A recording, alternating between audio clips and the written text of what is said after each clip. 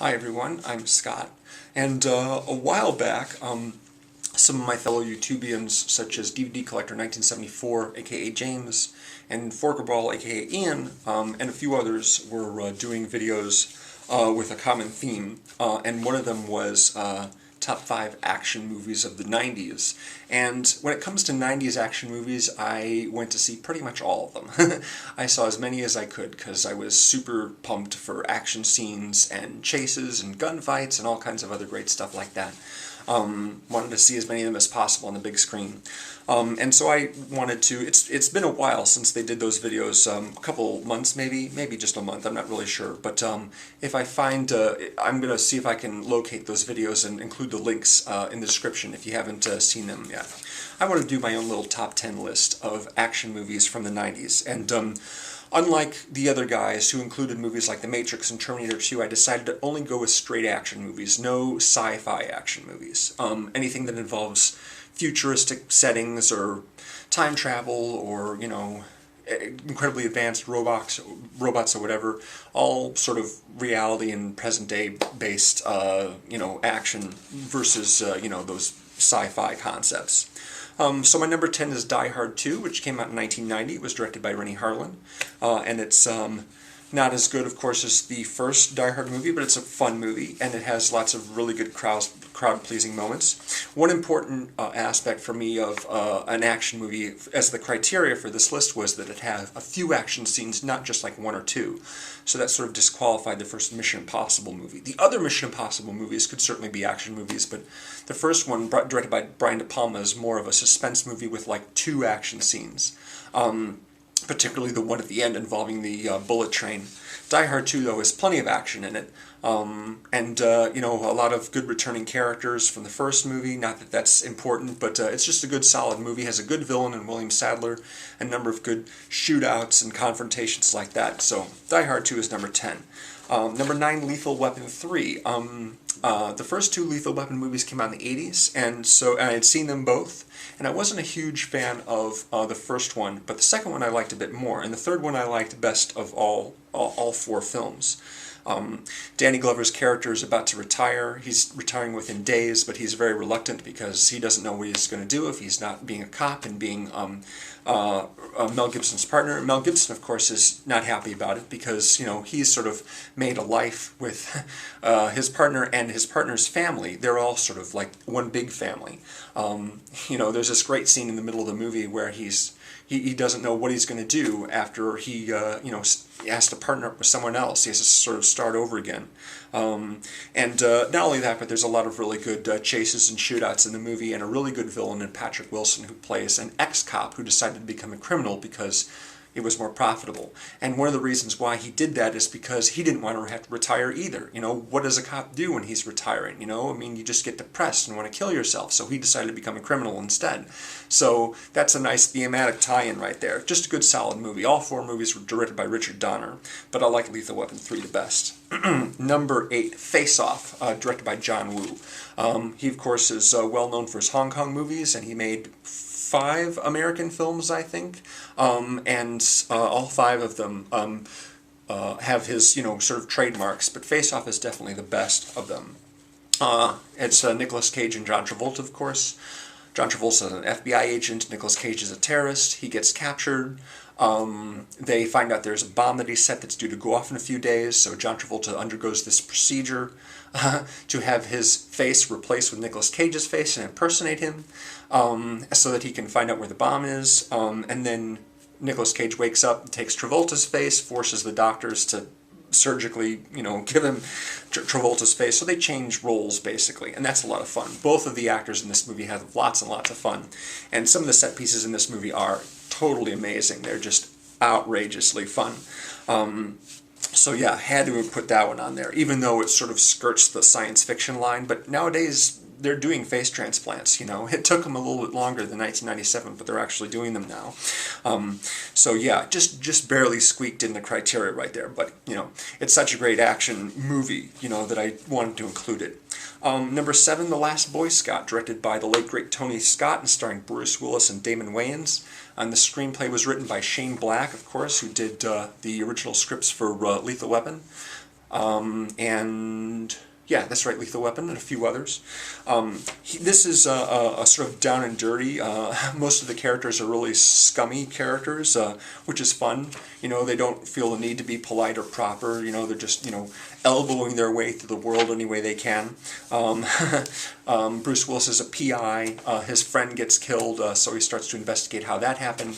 Damon Wayans is an ex-professional football player who gets involved. The two of them, they sort of partner up.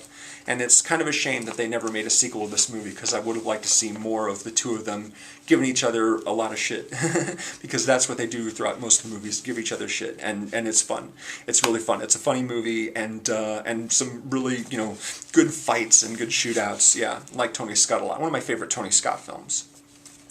Number 6. Now, this is a movie that I was surprised I didn't see on the other guys' lists. I was waiting to hear it, but they didn't mention it at all, and that's The Fugitive. The Fugitive from 1993. It's directed by Andrew Davis, who did the Steven Seagal movie Under Siege, and a few other movies, but his name is mostly sold on The Fugitive just because it's so acclaimed. So acclaimed, in fact, that it got a Best Picture nomination at the Oscars. That's very unusual for a genre picture. Harrison Ford's the lead. He's a doctor, gets accused of killing his wife. He gets sent to prison, but he manages to escape. And Tommy Lee Jones is the federal marshal who's hunting him down.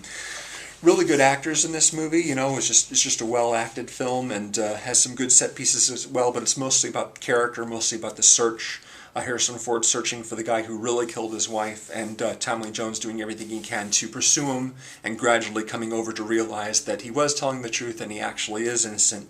Yeah, very, very, very, very good movie. And it was mostly shot here in Chicago, which is fun. Fun to see those locations. Number 5, Ronan. Ronan came out in 1998 and was directed by John Frankenheimer. Stars Robert De Niro and Jean Reno as a couple of ex-intelligence guys who get hired basically to steal a briefcase, some mysterious briefcase in France. And there's lots of shootouts and lots of chases, a big emphasis on car chases in this movie. Natasha McElhone is their handler, the one running the operation. Jonathan Pryce is her boss. Stellan Skarsgård and Sean Bean are also in as well. It's just a real meat and potatoes action movie. Not a whole lot of, you know, emphasis on character or on backstory. They're all just like in the now. It's like, what do we have to do right now just to get out of this situation? How do we solve this problem? And how fast do we have to drive in order to do it? Yeah, it's a fun movie. Really lots of fun. Most of these movies on my list, in fact all of them, I think, are set in the present, except for my number 4, which is directed by Michael Mann. It came out in 1992, and it's called The Last of the Mohicans. It's set in the 1600s, I believe, or maybe, yeah, right, the 1600s. It involves a character named Hawkeye, who's the Caucasian adopted son of a Native American. And he and some of the other tribesmen are basically fighting against English oppression. The soldiers are coming along and disrupting things, and the Native Americans are not happy about that, so there's this big battles going on, and Madeline Stowe is also in this movie. I think she's, you know, threatened at some point, but yeah, there's some big battle scenes in the movie, and some great hand-to-hand combat between a few of the main characters. It's a really good movie. Beautiful, great score. I noticed that the guy who did the score for this movie also did the score for Cliffhanger, the Stallone movie, which came out the following summer, and there's some striking similarities. The guy just basically made some slight alterations to his Mohicans score and then made that the score for Cliffhanger. I don't know. Anyway, Mohicans is a really terrific movie. Number 3, Con Air, which came out in 1997, was directed by Simon West, one of the Jerry Bruckheimer action films. Nicolas Cage, again, is the main character here, and John Malkovich is the primary villain, and there's people like John Cusack and Ving Rhames and Steve Buscemi in the movie as well. I really like this movie because it has a sense of humor about itself. It never takes itself seriously. It's very comedic, and that makes it lots and lots of fun. There's some good action in it, but what really makes the movie great is the humor in it. So yeah, that's a lot of fun.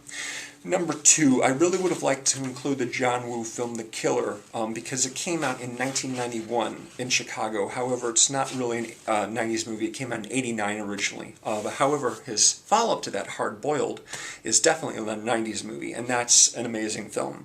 Chow Yun-fat, of course, is leading man on The Killer, is also in this movie as well. He's a cop, basically, who's hunting down organized crime and gun dealers, and he pairs up with an undercover cop who's posing as a mobster, basically posing as a criminal, working for these evil guys, these incredibly evil guys that basically have their hidden base in a hospital, and so they use all the hospital patients and staff as hostages in the climax. Some pretty amazing shootouts and set pieces in this movie. And finally, the #1 action movie for me that came out in the 90s is Speed, directed by Jan de Bont and starring Keanu Reeves, Dennis Hopper, and Sandra Bullock. It was rewritten by Joss Whedon. That's one of the reasons why there's so many great jokes in it. And what's great about Speed is that isn't the kind of thing where the hero goes gunning for the bad guys throughout the whole movie. The only time Keanu Reeves actually ever fires his gun is to open a locked door. For the most part, he's just like protecting people and saving Sandra Bullock's life over and over and over again. And that makes it a good date movie, I think. So yeah, it's the bus, you know, can't go slower than 50 miles an hour, or else the bomb that's rigged to it is going to blow up. Unrealistic? Sure. Implausible? Definitely. But it's lots and lots of fun, and definitely one of the high watermarks of just action sequences and suspense in the 90s. So there's my little list right there. Hope you enjoyed it. Definitely want to take a look at some of those if you haven't seen them already, but if you're an action fan, you've probably seen them all. Anyway, thanks for watching, guys, and I'll see you again with another video real soon. Appreciate it.